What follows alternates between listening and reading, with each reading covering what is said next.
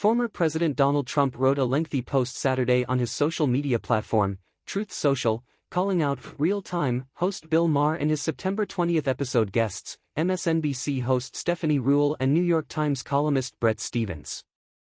On the late-night talk show Friday night, Maher, Ruhle and Stephens discussed the former president's recent claim that if he doesn't win the 2024 election, the Jewish people would have a lot to do with it.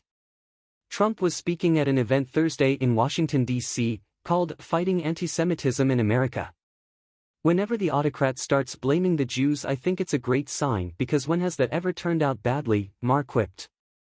Stephens, meanwhile, described Trump as a really scary guy and anti-Semitic adjacent, suggesting that democracy is at risk whenever anti-Semitism rears its head.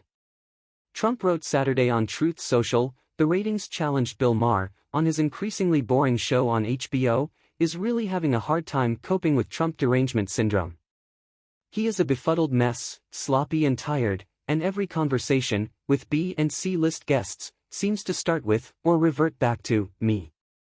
On Real Time with Bill Maher, Stephens said he would not vote for Trump, but also hasn't committed to Vice President Kamala Harris either because her political positions are still unclear to him. Kamala Harris is not running for perfect. She's running against Trump, Ruhle responded. We have two choices. And so there are some things you might not know her answer to, and in 2024, unlike 2016 for a lot of the American people, we know exactly what Trump will do, who he is and the kind of threat he is to democracy. In his Truth Social post, Trump called Ruhle a dumb as a rock bimbo and Stephens a Trump-hating loser who seemed totally confused and unsure of himself, very much like Maher himself.